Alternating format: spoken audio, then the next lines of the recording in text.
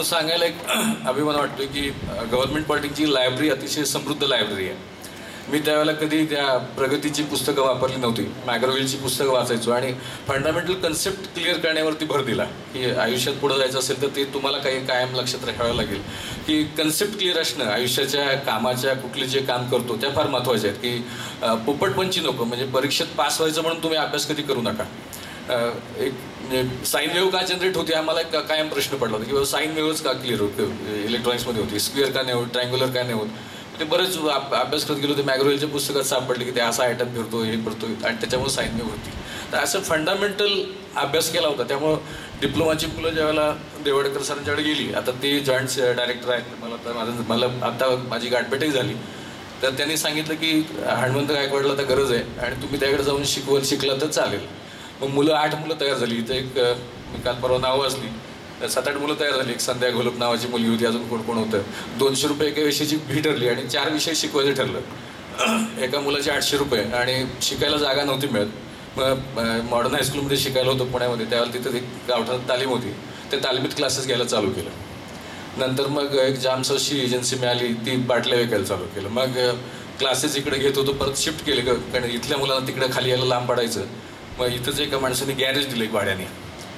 भाडं घेतलं नाही, चांगला माणूस होता आणि त्यांनी सांगितलं की तुम्ही कमवून शिकता तर मी तुम्हाला विदाऊट भाडं माझी गाडी तुम्ही शिकवायच्या वेळेला मी बाहेर काढत जाईल, तुम्ही गॅरेजमध्ये. चांगली माणसं आहेत समाजामध्ये आणि त्याचा मला वारंवार आणि सगळीकडे अनुभव आलेला आहे. तर इथं क्लासेस घेतले. असं करत करत इंजिनिअरिंग कंप्लीट केलं. त्यावेळेला थोडं विवेकानंदांचं वाचन करायचो आणि स्वतःला सेल्फ मोटिवेटेड ठेवायचो की अनंतमची ध्येयशक्ती अनंतम आशा किनारा तुला पामणारा. नंतर अजून एक गाणं मला त्यावेळेला चांगलं पाठ होतं, आजही आहे. दुबळ्या पोटी जन्मला असं तू नकोस दुबळा ठरू परंतु कीर्ती आण तू पायी खेचून यशवंत हो जयवंत हो. ही काही वाक्य जी ज्ञानेश्वरांची गोष्टी म्हणतात ना की एक ओवी अनुभवावी, तर मी एकच कडवं असं अनुभवलं की बाबा आपण काहीतरी करून दाखवायचं आणि काय करायचं माहीत नव्हतं पण काहीतरी वेगळं करायचं, ज्याचा ठसा उमटेल असं काहीतरी करायचं. मी ज्यावेळेला पास झालो, कदाचित त्यावेळेला तुमचा जन्मही झाला नसेल कारण मी 91ला पास झालो. तुमचं बहुतेक 93-94 सगळ्यांचा जन्म असेल. तर काहीतरी वेगळं करायचं आणि मग टाटा मोटर्समध्ये लागलो. त्याच्या आधी थोडं विवेकानंदांचं वाचन करायचो. काहीतरी वेगळं करायचं आयुष्यात, काय करायचं माहीत नव्हतं पण वेगळं करायचं म्हणून भारत विकास प्रतिष्ठान नावाची संस्था स्थापन केली. म्हणजे सातारा विकास, पुणे विकास, महाराष्ट्र विकास असं येत नाही, भारत विकास प्रतिष्ठानची स्थापना केली आणि त्याला लोगो तयार केला की भारताचा नकाशा काढला, मध्ये एक पणती काढली. एक पणतीसारखं एका गावापुरतं एका घरापुरतं मला वेगळं काहीतरी काम करायचं आहे आणि भारताच्या नकाशाभोवती सूर्य काढला. ही कन्सेप्ट त्यावेळेला केली. मी 91 साली म्हणजे ज्यावेळेला बरोबर 19 वर्षाचा होतो त्यावेळेला भारत विकास प्रतिष्ठानची स्थापना केली की देशाचा प्रकाश जगभर जावा आणि मी काहीतरी कॉन्ट्रीब्यूट करावं, त्याच्या प्रगतीसाठी काहीतरी वेगळं काम करावं. त्याचं रजिस्ट्रेशन व्हायला 50 रुपये लागतात. ते आणि 2 वर्षांनी गोळा झाले आणि त्यावेळेला ते रजिस्ट्रेशन मिळालं. म्हणजे रजिस्ट्रेशन 93 साली झालं. 94ला इंजिनियर झालो आणि टाटा मोटर्समध्ये नोकरीला लागलो. टेल्कोत नोकरीला लागली आणि तिथंही झोकून देऊन काम करायला शिकलं पाहिजे. म्हणजे हात राखून काम करायची वृत्ती नको. म्हणजे GPPच्या मुलांना मी कायम सांगेन की कधीही हात राखून काम करू नका. कुठलीही गोष्ट घ्या, झोकून काम करा. म्हणजे स्वतःचं काम आहे, माझं स्वतःचं काम आहे, दुसऱ्याचं काम आहे असं म्हणून कधी करू नका. मी टाटा मोटर्समध्ये तेच केलं, झोकून देऊन काम केलं. की त्यावेळेला आमच्याकडे केबल स्क्रॅपमध्ये पडल्या होत्या, जवळपास 3-4 कोटी रुपयाच्या केबल्स पडल्या होत्या आणि मॅनेजमेंटला काही फरक पडत नव्हता. त्या स्क्रॅपमध्ये विकले असते तर किलोच्या भावात त्यांना 3-4 लाख मिळाले असते. मी म्हटलं ह्याचं व्हॅल्यू आहे. म्हणजे मला 1 रुपया नव्हता म्हणून मी चहा पित नव्हतो, तर कंपनीचे पैसे वाया नको जाऊ द्यायला म्हणून म्हटलं कंपनीचं काम वाचवूया. म्हणून काय केलं की ती केबलचं कन्व्हर्जन कसं करता येईल, कुठली वायर कशी जोडली तर ती वापरता येईल, असं सगळं करत टेल्कोचे त्यावेळेला 2-2.5 कोटी रुपये वाचले. आणि मग त्यावेळेला टेल्कोमध्ये त्यावेळेला जवळपास 96 GT लागली होती माझ्याबरोबर आणि त्याच्यामध्ये मग लोकांची चर्चा झाली की हा नवीन GT हा चांगलं काम करतोय आणि कंपनीच्या भल्याचा विचार करतोय. तुम्ही ज्याही ऑर्गनायझेशनसाठी काम कराल त्याच्या ऑर्गनायझेशनचा भल्याचा विचार करा, मग ते ऑर्गनायझेशन तुमचा विचार करेल. ते दिसलं पाहिजे. म्हणजे तुम्ही आता उद्या नोकरी कराल, तुम्ही जॉब कराल किंवा काही अमेरिकेला जातील. मला अभिमान वाटतं की माझ्या वर्गातले जवळपास 20 मुलं आता अमेरिकेत आहेत. GPPचे बरोबर होते 20 लोक. म्हणजे त्यांची स्वप्न ती होती की अमेरिकेला जायचं, जॉब करायचा वगैरे वगैरे. मला तसं कधी स्वप्न पडलं नाही पण ठीक आहे, तुम्ही प्रत्येकाची स्वप्न ठरवा नेमकं काय करायचं आयुष्यात. आणि नंतर मला टेल्कोने मग ते काम मिळाल्यानंतर चांगलं काम झालं, शाबासकी मिळाली. आमचे वायनाथ म्हणून व्हाईस प्रेसिडेंट होते, त्यांचं एक सर्टिफिकेट मिळालं. तुम्हाला जशी आज सर्टिफिकेट मिळालं तसं मला एक सर्टिफिकेट मिळालं की चांगलं काम, good contribution for the company. आणि त्या काळामध्ये माझं गाव रहमतपूर आहे सातारा जिल्ह्यातलं. काही मुलं जॉब मागायला यायला लागली की साहेब तुम्ही सांगितलं की होतं. आता टाटा मोटर्समध्ये आपण सांगितलं तर काय होतं आपल्यालाच माहिती असतं, कोण कुत्रा ऐकत नाही. पण आपल्या लोकांना वाटतं, बाहेरच्या माणसाला वाटतं की तुम्ही सांगितलं की होतं. इथंही बऱ्याच लोकांना वाटतं सरकारमध्ये की तुम्ही सांगितलं की होतं. तसं काही होत नाही. पण मी त्या संधीचा थोडासा फायदा घेतला आणि टाटा मोटर्सला विनंती केली की साहेब माझ्याकडे एक 7-8 मुलं आहेत गावची. टिपिकल आमचं सातारचं इंग्लिश गणित 10वी नापास किंवा 7वी पास अशी प्रकारची एक 7-8 मुलं होती आणि त्यांना जॉब द्यायचा होता. तर त्यांनी मला विचारलं काय काम करतील. म्हटलं साहेब तुम्ही सांगाल ते काम करू आम्ही. मग म्हटले हाऊसकीपिंगचं काम कराल का. त्यावेळेला एक्झिस्टिंग जे कॉन्ट्रॅक्ट होते थोडेसे ते अंगावर बसायला लागले होते टेल्कोच्या. तर म्हटलं नवीन संधी देऊ आम्ही तुम्हाला, तुम्ही हाऊसकीपिंगचं काम कराल का. म्हटलं करतो. मग भारत विकास प्रतिष्ठान म्हटलं आहे माझ्याकडं, कारण बिईंग ए एम्प्लॉई ते म्हटलं तुला देता येणार नाही का, पण तुझ्या संस्था असेल एखादी सोशल सामाजिक तर तिला देऊ का. म्हणून भारत विकास प्रतिष्ठानला काम दिलं आणि माझा उमेश माने ज्यात आमचे व्हाईस चेअरमन आहेत तो खंदावीर आहे आमचा. तर उमेशरावांना पहिल्या दिवशी विचारलं की उमेशराव असं असं काम मिळते हाऊसकीपिंग तुम्ही बघाल का. उमेशरावांनी सांगितलं की बघतो. कारण मी 3रीत आणि उमेशराव 5वीत असताना दादागिरी करून थिएटरमध्ये मला तो घेऊन जायचा रहमतपूरच्या, म्हणजे बिना तिकीट. तर ती दादागिरी त्याला मला माहिती होती की म्हटलं आपल्याला असाच एखादा साथीदार पाहिजे की जो इथं टेल्कोमध्ये इकडे दादागिरी करू शकेल. मी आता जे BVGमध्ये जे सगळे सहकारी आहेत माझे ते सगळे असेच आहेत. जे 1लीत बरोबर होते, कोण 5वीत बरोबर होतो, डिप्लोमाला असणारे माझ्याबरोबरचे 2 सहकारी माझ्याबरोबर येतात, काही मार्केटिंग बघतात. म्हणजे सगळे असे सवंगडी गोळा केले छत्रपती शिवाजींचा आदर्श ठेवून. असं ते कायम कुठंतरी मनात बॅक ऑफ माइंड असतं काहीतरी वेगळं करायचं आणि आदर्श कोणते मोठे ठेवून करायचं आहे. आणि मग टेल्कोत 8 लोकांनी उमेशरावने काम चालू केलं बघायला. एक पहिल्या वर्षी आमचा 8 लाख रुपये टर्नओव्हर झाला 97-98ला. 99 साली लग्न झालं. लग्न झाल्यानंतर वैशाली आता इथं आलेली. तिला मी पहिल्यांदाच म्हटलं की आता मला काही नोकरी जास्त वेळ करायची नाही, सोडायची आहे. आई अगदी आमची रडली बिडली त्यावेळेला की नोकरी एवढी टेल्कोची घरापासून 5 किलोमीटर आहे, माझ्यापेक्षा डबल पगार आहे तुला आणि कशाला सोडतो, काय करतो, कुठनं अवदस आठवली, इतकं टेल्कोची नोकरी लोकांना मिळत नाही आणि तुला मिळती तर तू कशाला सोडतो वगैरे भरपूर झालं. ते म्हटलं मला काही ते वेगळं करायचं आहे आयुष्यामध्ये आणि नोकरी सोडतो. आणि मी टेल्कोला राजीनामा टेल्कोनी पण सोडलं नाही. वर्षभर ते माझे 2-3 वेळा ते आमच्या पटेल साहेब होते त्यांनी 2-3 वेळा राजीनामे फाडून टाकले. तुला काय पाहिजे ते BVGचं काम करायचं तू करत राहा, मी तुला काही वेळेचं बंधन देत नाही, तू दिवसभर कंपनीचं काम कर, तुझ्या स्वतःचं काम कर, 2 तास कंपनीचं काम कर, कारण तू तुझा पगार पहिल्या वर्षीच फेडून टाकलाय पुढच्या काही वर्षांमध्ये मिळणारा. आणि मग शेवटी मग 2001 साली टाटा मोटर्स सोडली. त्यावेळेला 200 लोक होते आणि जवळपास 60-1 लाख रुपये टर्नओव्हर झाला होता. मग म्हटलं की इथं तर हाऊसकीपिंगचा व्यवसाय भरपूर लोक करतात, म्हणजे मी एकटाच नाही, माझ्या आधीपासून कित्येक वर्ष कित्येक लोक करतायत. पण म्हटलं आपण काहीतरी वेगळं करू. म्हणून मग बेंगलोरला शाखा काढली, म्हणजे साऊथला गेलो. बेंगलोरला GE पॉवरचं एक 8 लोकांचं काम मिळालं मेकॅनाइज पद्धतीनं, यंत्रांच्या सहाय्यानं साफसफाई, vacuum cleaner, sweeping machine, scrubbing machine. बेंगलोरला 8 लोकांचं काम मिळालं. मग तिथं बेंगलोरला 20-20 दिवस राहायचो. त्यावेळेला विमानाची ऐपत नव्हती, त्यामुळं सुमोने जायचो. गेलं की 20 दिवस तिथंच थांबायचं. नुकतंच लग्न झालं होतं त्यामुळे पण ते काही अडचण नव्हती. घरच्यांचं सहकार्य फार आहे, कधी तक्रार केली नाही. आणि बेंगलोरला शाखा काढली. बेंगलोरला 7-8 अकाउंट मिळाले. मग चेन्नईला शाखा काढली, मग हैदराबादला शाखा काढली. 2003 साली एक चांगली अपॉर्च्युनिटी मिळाली. दिल्लीमध्ये पार्लमेंट लायब्ररी बिल्डिंग लोकसभेच्या शेजारीच बांधली होती आणि पार्लमेंटची शोभा जाऊ नये म्हणून ती बिल्डिंग जमिनीच्या खाली 2 मजली आहे. आणि त्यावेळेला तिथं श्रीनिवासन नावाचे एक चीफ इंजिनियर होते. तर त्यांनी सांगितलं की मला ही कंपनी हे कॉन्ट्रॅक्ट द्यायचं आहे, पण मी मशिनरीचं कॅल्क्युलेशन जे आहे ते 5 वर्षावर करीन, पण कॉन्ट्रॅक्ट 6 महिन्यासाठी दिलं. आणि कुणी डेअरिंग करायला तयार नव्हतं, कारण 6 महिन्याचं कॉन्ट्रॅक्ट उद्यापर्यंत रद्द झालं तर 40-50 लाखाची मशीन आपल्या अंगावर पडेल.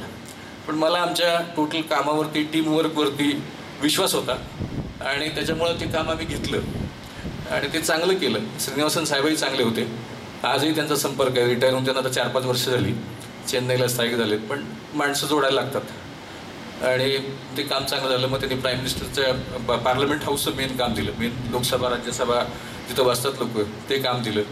ते चांगलं झालं. म्हणून मग प्राईम मिनिस्टरचं घर मिळालं, प्राईम मिनिस्टरचं ऑफिस मिळालं, राष्ट्रपती भवन मिळालं. आणि सांगायला अभिमान वाटतो की आज दिल्लीमध्ये सगळी महत्त्वाची ठिकाणं, तिथं CBI हेडक्वार्टर असू द्या, CAG असू द्या, CVC, एम्स, सफदरजंग, राष्ट्रपतींचं घर, उपराष्ट्रपतींचं घर, पंतप्रधानांचं घर, या सगळ्या ठिकाणी BVG काम करत आहे. आणि नंतर टाटा मोटर्सनी विचारलं तुम्ही जमशेदपूरला जाऊन काम कराल का. आम्ही जमशेदपूरला जाऊन काम चालू केलं 6-7 वर्षापूर्वी. मग सिंगूरला चालू केलं. ITCचं काम मिळालं, ITCचे 10 प्लॅन्ट मिळाले, हिंदुस्तान युनिलिव्हरचे 5-6 प्लॅन्ट मिळाले. आज हुंडाई, वोक्सवॅगन, फियाट अशा देशातल्या सगळ्या मिळून ज्या काही 350 कस्टमर्स आहेत आमचे, जे हुंडाईचं काम आम्हीच करतो, पुण्याचं Volkswagen आमच्याकडचं, ABB आहे, म्हणजे फक्त गव्हर्नमेंट असल्याचं नाही, गव्हर्नमेंटचा आमचा धंदा आजही प्युअर गव्हर्नमेंट म्हटलं तर 20%च्या आसपास आहे, पण बाकीचा खूप व्यवसाय वाढला. 8 लोकांनी सुरुवात केली होती, आता जवळपास 26,000 लोकांच्या आसपास पोचलो आहे. ह्या वर्षी अजून एक 15,000 लोक ॲड होतील, म्हणजे जवळपास ह्या वर्षाच्या एंडपर्यंत आम्ही 40,000 लोकांच्यापर्यंत जाऊ. पुढच्या 3 वर्षात 1,00,000 लोक करायचं असं टार्गेट ठेवलं आहे आणि धंदाही वाढतोय. 800 कोटीत गेला आहे. ह्या वर्षी ग्रुप टर्नओव्हर 1,500 कोटी होईल. म्हणजे केलं की होतं एवढंच मला तुम्हाला सगळ्यांना सांगायचं आहे. कारण माझ्याकडे जेव्हा इथं शिकवतो तेव्हा काही नव्हतं. तुमच्यापैकी बहुतांश लोकांची तशीच परिस्थिती असेल की काही नसेल, फक्त मोठी स्वप्न बघायची आणि मोठी स्वप्न बघताना ती सत्यात येण्यासाठी रात्रंदिवस मारायचं. हे जर केलं तर शक्य आहे. म्हणजे मला सांगायला अभिमान वाटतं की मी ह्या कॉलेजला सायकलवर यायचो, मी VITला पण सायकलवर जायचो आणि काल 4 दिवस मी जर्मनीला गेलो होतो, जर्मनी आणि हॉलंडला, आणि आपलं स्वतःचं जेट विमान ऑगस्टमध्ये भारतात येईल. म्हणजे सायकल ते जेट विमान शक्य आहे, काय अवघड नाही आहे. तर केलं की होतं. मला सांगायला तुम्हाला सगळ्यांना तेच सांगायला आवडेल, कारण मला जेव्हा सरांनी विचारलं की तुम्ही येऊन बोलाल का, म्हटलं अगदी नक्की आवडेल. की ह्या मुलांना कन्फ्यूज असतात, काय नेमकं करावं, कसं करावं. आता व्यवसाय करायचा तर त्याच्यावरती थोडंसं बोलतो की व्यवसाय जर करायचा असेल तुम्हाला, कोणाला नोकरी करायची इच्छा असेल तर आनंदाने करावी, पण झोकून देऊन करावी. म्हणजे ज्या ऑर्गनायझेशनसाठी खाताय, ज्यासाठी काम करताय, तिथं रात्रंदिवस झटपडून, म्हणजे तिथं घड्याळ बघू नका, 8 ते 5 बघू नका, तर तिथं तुमची ग्रोथ प्रचंड होईल. माझी झाली तशी तुमची होईल. व्यवसाय करायचा असेल तर फार वेगळी गणित, वेगळे आडाखे आहेत. की व्यवसाय करायचा असेल तर तुम्ही एखादी कल्पना निवडा की नेमकी काय करा. मी पेंटिंगचा धंदा केला, मी कार्पेंटरचा धंदा केला, मी जाम 600 बाटल विकले, मी खूप धंदे केले आयुष्यामध्ये, खूप धंदे केले. फंडामेंटल गणित चांगलं असलं पाहिजे, ऑब्झर्वेशन खूप चांगलं पाहिजे, माणसं जोडायची वृत्ती असली पाहिजे की माणसं जोडली पाहिजेत. आणि कुठल्याही माणसाला जोडताना तुम्ही त्याला कामापुरतं जोडू नका. मी तुम्ही जर म्हटलं की बाबा ह्या माणसाचं काम आहे, तर कामापुरतं जोडलं तर माणसं लॉंग टर्ममध्ये जात नाहीत. म्हणजे मला सांगायला अभिमान वाटतं की मला IAS व्हायचं होतं, जमलं नाही, पण आज 73 बॅचपासून 2005 बॅचपर्यंत माझे 100पेक्षा जास्त IASमध्ये मित्र आहेत. आणि कधीही रात्री 10ला जरी फोन केला आणि मी काम सांगितलं ते 100% करतात. मी त्यांची काही अपेक्षा नसती, माझी काही नसते, पण काम माझं 100% करतात. ही क्रेडिबिलिटी बिल्ड करायला लागते. तर क्रेडिबिलिटी बिल्ड करायला थोडं म्हणजे मेहनत करायला लागते. म्हणजे पहिल्या वर्षी 2-3 वर्ष आम्हाला खूप प्रचंड त्रास झाला. 50,000ची बँक गॅरंटी टाटा मोटर्सला द्यायला लागायची आणि 50,000ची बँक गॅरंटी द्यायला टाटा मोटर्स म्हणजे बँक त्यावेळेला म्हणायची की 50,000 रुपये तुम्ही बँकेत ठेवा. बँकेत 50,000 ठेवले तर बँक गॅरंटी 50,000ची मिळणार. पण तुम्ही क्रेडिबिलिटी जर डेव्हलप केली, तुमची ग्रोथ, सक्सेस, आणि हे जर डेव्हलप केलं, तर मला सांगायला आज अभिमान वाटतं. मी आताच माझ्या शेजारी बसलेल्या साहेबांना सांगत होतो की मला आता मागच्या महिन्यामध्ये 775 कोटी रुपयाचं लोन सँक्शन झालं. 1-2 रुपयाचं नाही, 775 कोटी रुपयाचं लोन. आणि माझ्याकडे कोलॅटरल फक्त 13 कोटीची आहे, फक्त 13 कोटी, म्हणजे 2% पण नाही आहे. पण हे करायला वेळ लागला. म्हणजे पूर्वी बँक गॅरंटी द्यायला मला बँक म्हणायची की तुम्हाला 100% पैसे भरायला लागतील तर आम्ही गॅरंटी देऊ. पण तुमची क्रेडिबिलिटी एस्टॅब्लिश झाली, तुमचं वर्थ एस्टॅब्लिश झाली, तुमच्या शब्दाची व्हॅल्यू एस्टॅब्लिश झाली, तर सगळ्या बँका तुमच्या मागं हात धुवून लागतात. हे मला कालच, मी नरेंद्र सिंग नावाचे बँक ऑफ महाराष्ट्र चेअरमन आहेत, त्यांच्याकडे 15 मिनिटं भेटायला गेलो होतो. त्यांच्याकडे 2.5 तास बोलत बसलो होतो की मला त्यांनी 90 कोटीवरून 160 कोटी रुपये लोन सँक्शन केलं. आणि त्यांची चर्चा चालली होती की आमचं बँकेचं टर्नओव्हर आम्हाला आता 1,34,000 कोटी झाला मागच्या वर्षी, त्यांना 2,00,000 कोटी करायचं आहे. मी साहेबांना म्हटलं की साहेब सहज शक्य आहे, 2,00,000 कोटी काय जास्त तुम्ही म्हणत नाही. म्हणजे नाही म्हटले, आमचे बँकचे सगळे लोक, मॅनेजर्स आणि सगळे जनरल मॅनेजर्स म्हणतात की 2,00,000 कोटी जरा जास्तच होतोय, कारण मागच्या 30-40 वर्षामध्ये बँक 1,34,000 कोटीमध्ये आली आणि 2,00,000 कोटी एका वर्षात कशी न्यायची. म्हणजे साहेब सहज शक्य आहे. तुमच्या जनरल मॅनेजर्सनी, तुमच्या AGMनी जवळपासच्या लोकांना हुडकलं पाहिजे आणि त्यांच्याकडे काय ऑपॉर्च्युनिटी आहे, त्यांच्याकडे काय पोटेन्शियल ते हुडकलं पाहिजे. त्यांना म्हटलं माझं उदाहरण घ्या की माझ्या BVची सोडून माझ्या अजून 6-7 कंपन्या आहेत. त्या 6-7 कंपन्यांना जवळपास 350 कोटी लोन लागणार आहे. तुम्ही मला 160 कोटी दिले, तर तुम्ही मला अजून जर 350 कोटी लोन दिलं तर मी एकटाच तुमचा 500 कोटीचा कस्टमर झालो. माझ्या शब्दाचे जे काही वजन आहे म्हणतात, किंवा जी काही माझी मैत्री आहे इंडस्ट्रीमध्ये, त्यातनं म्हटलं मी तुम्हाला 500 कोटीचे लोन घेणारे कस्टमर असेच हसत खेळत आणून देईन. आता राहिला प्रश्न फिक्स्ड डिपॉझिटचा. म्हटलं माझे HALमध्ये, MMRDAमध्ये, HAL जे आहे ऑर्गनायझेशन, तिथले चेअरमन माझे चांगले मित्र आहेत, तर त्यांच्याकडे आता 25,000 कोटी फिक्स्ड डिपॉझिटमध्ये आहेत. MMRDA जो 35,000 कोटी फिक्स्ड डिपॉझिटमध्ये आहेत. आमच्या पिंपरी म्युन्सिपल कॉर्पोरेशन 1,200 कोटी आहेत. आमच्याकडे BMCमध्ये 20-25,000 कोटी आहेत. आणि इथले डिसिजन मेकर्स म्हटलं माझे मित्र आहेत. म्हणजे माझ्या मित्रांच्याकडे जे फिक्स्ड डिपॉझिट ठेवायची जी अथॉरिटी आहे, सायनिंग अथॉरिटी, जवळपास लाख कोटी रुपयाची आहे. तर त्यातनं म्हणलं साहेब मी तुम्हाला 5,000 कोटी हसत खेळत 2-3 महिन्यामध्ये डिपॉझिट आणून देईन. तर तुमच्या GMने जर तुमच्या विदिन युअर कस्टमर जर स्ट्रेंथ ओळखली आणि त्यातली स्ट्रेंथ ओळखून जर तुमच्या बँकेला मोठं करायचं ठरवलं, तर म्हटलं साहेब मी एकटाच तुम्हाला 6,000 कोटीचा धंदा देऊ शकतो आणि तुम्हाला पाहिजे 70,000 कोटी. तर ते काय अवघड नाही म्हटलं. तर ते सगळं ऐकल्यानंतर त्यांनी मला सांगितलं की मग मी आता काय करतो म्हटलं, पुढच्या 15 दिवसात मला वेळ द्या. आमचे DGM आणि GM त्या सगळ्यांना मी बोलवतो, 200 लोकांना, आणि त्यांना तुम्ही असंच लेक्चर द्या चांगलं. म्हटलं देतो साहेब, काही प्रॉब्लेम नाही. माझं काय म्हटलं, तर ते म्हटलं तुला काय पाहिजे. म्हटलं साहेब मला तुम्ही आता जे 160 कोटी सँक्शन केले ते 13.5% इंटरेस्ट रेटने केले. कोलॅटरल मागत नाही ती गोष्ट म्हणजे गृहीतच धरतो. म्हटलं की BVGला आता कोलॅटरल लागत नाही. 2% कोलॅटरलवरती आम्हाला लोक धोकं कर्ज देतात. पण म्हटलं तर इंटरेस्ट रेटचं काय, तर म्हटलं 13.5% केलं. म्हणजे हे रायटिंगमध्ये एक ॲग्रीमेंट करू. पुढच्या 3 महिन्यामध्ये म्हटलं मी तुम्हाला सांगतो तेवढा धंदा देतो. 1,000 कोटीची लोन देतो आणि 5,000 कोटीचा फिक्स्ड डिपॉझिट देतो. तुम्ही मला म्हटलं इंटरेस्ट रेट लोएस्ट बॉटमला करायचा. ते म्हटले लगेच ते मगदूम साहेब आमचे पुण्याचे GM आहेत, त्यांना रिक्वेस्ट सांगितलं की यांची फाईल पुटअप करा आणि 10.5% लोन द्या. मी माझा त्या 2 तास भेटीमध्ये फायदा करून घेतला की 160 कोटीवरती 3%, जवळपास 4 कोटी 80 लाख रुपये 2 तासात कमवल्यासारखं झालं.